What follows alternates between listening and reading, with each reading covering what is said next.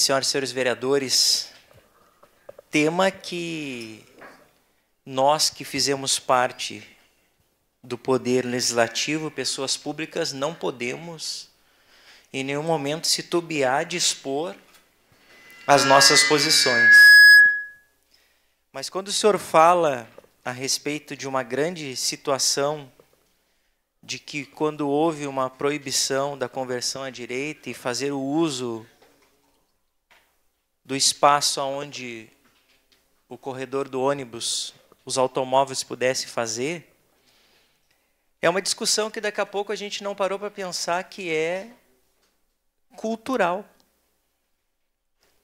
O início dessa discussão inicia culturalmente. A verdade é que o Brasil não está preparado para fazer a utilização do transporte público, seja em qualquer cidade.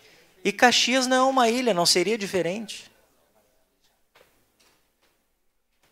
Porque se da mesma forma, em outro momento, meu colega vereador Bressan,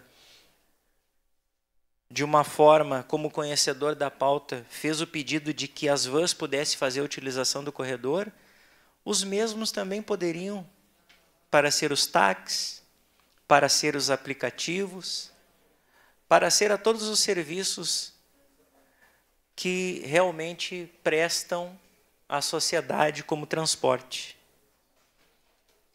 Mas isso não é possível, vereador Zanquim, porque senão não daria, de fato, aquilo que serviria aquele corredor justamente para o ônibus. Então, de um lado, a gente vê uma parcela da sociedade que, com toda razão, principalmente o usuário, que faz uso do transporte público, em cobrar a melhoria dos serviços. E aqui a gente precisa ressaltar que é preciso fazer muitas mudanças, é preciso ter muitas melhorias, mas também não é uma terra arrasada. Nós sabemos da importância desse usuário, vereador Bressan, que quando ele faz a reclamação e faz com justiça, quando ele pede à secretaria, que é o órgão competente, de ter a possibilidade de ter o horário devido, de poder ter algumas situações itinerantes e alguns bairros, de poder ter mais horários.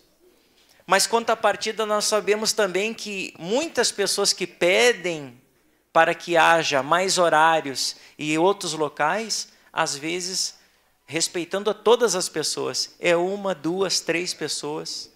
Então, fica difícil, às vezes, de poder fazer essa equação, de poder fazer com que estas linhas sejam estendidas. Só a parte, vereador Bressan, depois eu dou continuidade. Obrigado, vereador.